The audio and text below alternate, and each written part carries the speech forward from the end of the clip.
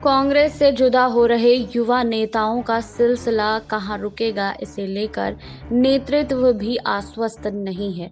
इसे सीधे तौर पर कांग्रेस नेतृत्व की हनक कम होने से जोड़कर देखा जा रहा है।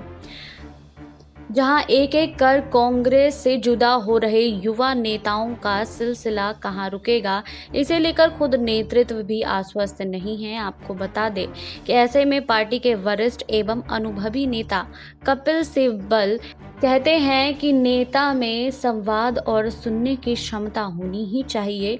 जो राजनीतिक दल और नेता सुनने को तैयार नहीं, उनका नुकसान होना तय है। सरीखे नेताओं पर तंज करते हुए कहते हैं कि आजकल प्रसाद की राजनीति चल रही है। विचारधारा की जगह लोभधारा ने ले ली है और कमोबेश हर पार्टी इससे त्रस्त है। वहीं आपको बता दें, कपिल सिब्बल ने एक इंटरव्यू के दौरान उनसे पूछे जाने पर कि कांग्रेस का संकट गंभीर होता जा रहा है, बड़े नेताओं का पार्टी छोड़ने का सिलसिला आखिर पार्टी थाम क्यों नहीं रहा है। इस पर कपिल सिब्बल ने कहा है कि यह संकट केवल कांग्रेस का नहीं है, पूरी राजनीति का है, क्योंकि देश में जो राजनीति कर रहे हैं वे प्रसाद हासिल करने के लिए कुछ भी करने को तैयार हैं। जितन प्रसाद का पार्टी छोड़ना तो केवल एक घटना है। बंगाल में कई विधायक तृणमूल छोड़कर चले गए क्योंकि उन्हें प्रसाद मिला। जब हार गए तो वही मुकुल रॉय भाजपा के राष्ट्रीय उपाध्यक्ष होते हुए अब ममता बनर्जी के पास लौट गए हैं। ऐसे सभी हारे हुए लोग तृणमूल कांग्रेस में आना चाहते हैं, जबकि एक चुनाव जीतने वाले शुभेंदु अधिकारी नेता विपक्ष बन गए हैं। अब अकेले कांग्रेस के जुड़ा संकट नहीं कह सकते हैं, बल्कि देश की राजनीति का बहुत भारी संकट है, जो हमारे लोकतंत्र में तेजी से होती गिरावट का नमूना है। वहीं दूसरे सवाल ये था कि चाहे जितिन हो या ज्योतिरादित्य सिंधिया, पार्टी के बड़े नेता जिस तरह कांग्रेस से भाग रहे हैं, क्या आपको लगता है नहीं है कि संगठन या नेतृत्व के ढांचे में कोई समस्या है? जिस पर कपिल सिब्बल ने कहा है कि मुझे नहीं मालूम कि किस वजह से भाग रहे हैं, पर इतना ज़रूर है कि वे इसलिए नहीं भाग रहे हैं कि भाजपा की नीतियां अच्छी है। सचिन पायलट के बयान पर कुछ नहीं कह सकता, मगर जो भी हो रहे हैं ये मामले बैठकर सुलझा लिए जाने चाहिए। एक बड़ी पार्टी से बातचीत और आपसी संवाद जरूर होनी चाहिए। बिना बातचीत के कोई एजेंडा आगे नहीं बढ़ सकता है और सुनने की क्षमता भी होनी चाहिए। लोकतंत्र में अगर सुनने की क्षमता नहीं होगी तो चाहे वह दल हो या लोकतांत्रिक व्यवस्था, वे कमजोर हो जाएगी। जो भी राजनीतिक दल और नेता सुनने के लिए तैयार नहीं है, उन्हें आगे जाकर नुकसान जरूर होता है। जहां आप खरीद फरोख्त कर सकते हैं और इसे और जिसके पास अथाह पैसा है, वहां यह गिरावट तो आनी ही है। जनता समझ चुकी है, जो आज राजनीति में है वो नीति लोग हैं जिनका कोई सिद्धांत या मूल्य नहीं है। यह गिरावट वास्तव में हमारी राजनीति की गिरावट है और 10वीं अनुसूची बिल्कुल फेल हो गई है।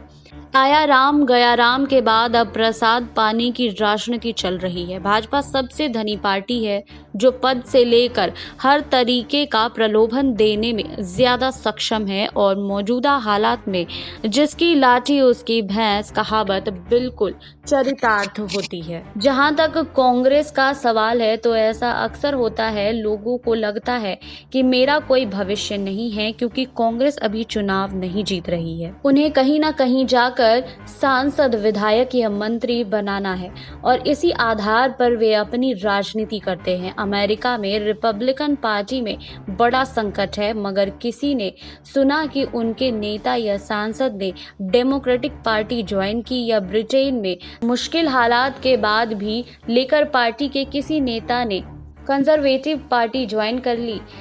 इस हकीकत को स्वीकार करना होगा कि आज हमारी राजनीतिक विचारधारा शून्य हो गई है और लोभधारा की राजनीति हो रही है। जो व्यक्ति 20 साल हमारे साथ रहा और भाजपा को गालियां दी, वह किस आधार पर आज भाजपा को गले लगा रहा है, और यह बात जनता को पूछनी चाहिए। मतदाताओं को चाहिए कि ऐसी प्रसाद की राजनीति करने वालों को भी चुनाव ना जीतने दे। वहीं जहां तक सुधार की बात है तो पार्टी सुधार लाना पड़ेगा। जब चुनाव की चुनौती सामने आएगी तो सुधार आएगा। मेरा प्रति उत्तर सवाल है कि आज कौन सी पार्टी में सुधार हो रहा है। भाजपा को देखिए, उत्तर प्रदेश में आजकल आदमी अपनी मन मर्जी से जो चाहे कर सकता है। चुनाव निकट है तो योगी आदित्यनाथ को दिल्ली बुलाया जाता है। केवल कांग्रेस के साथ समस्या नहीं है, बाकी दल भी इससे अछूत नहीं है। राजनीतिक दल का केवल एक लक्ष्य रहता है कि किस तरह अगला चुनाव जीता जाए। उसके लिए वे कुछ भी करने को तैयार है।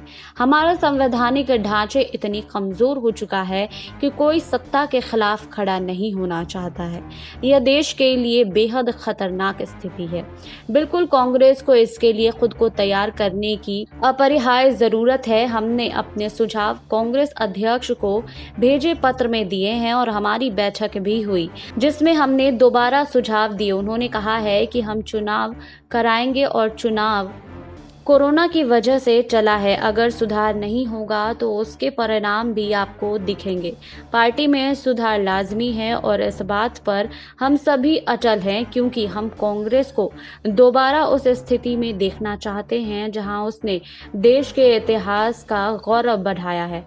इस बात से कोई इनकार नहीं कर सकता है कि हिंदुस्तान का इतिहास कांग्रेस ने बनाया है। इसलिए पार्टी में बातचीत कर सुधार करते हुए हमारी मांगों पर अमल होना चाहिए। बिल्कुल कांग्रेस को विकल्प देने की पहल करनी चाहिए। भाजपा के खिलाफ विपक्ष का एक मजबूत फ्रंट बनना चाहिए और यह एक प्रगतिशील गठबंधन होना चाहिए और इसी आधार पर चुनाव लड़ना चाहिए। राष्ट्रीय स्तर पर कांग्रेस तो है, मगर मौजूदा हालात में कांग्रेस को राज्य में प्रभावी क्षेत्रीय पार्टी से बातचीत करके समझौते के साथ चुनाव लड़ना होगा। इसके लिए साझा न्यूनतम कार्यक्रम चाहे समय आने पर बने, मगर अभी एक साझा राजनीतिक प्लेटफॉर्म तो होना ही चाहिए। वहीं 2024 में है तो लीडरशिप का मुद्दा अभी है भी नहीं, लेकिन हम एक ढांचा बनाएं जो मजबूत हो और इसके बाद तय करेंगे कि कौन लीडर होगा। यह तो सभी के साथ बैठकर तय करना चाहिए। अगर कोई कहता है कि मैं लीडर बनना चाहता हूं, तो उसको इसका ऐलान भी करना चाहिए। जी हां, कपिल सिब्बल ने अपने एक इंटरव्यू के दौरान अपनी बातें रखी जिसमें कई बातें सामने आई हैं। आपको हमारी रिपोर्ट कैसी लगी, हमें कमेंट बॉक्स में लिखिए। बाकी और खबरों के लिए जुड़े रहिए SPN 9 न्यूज़ के साथ।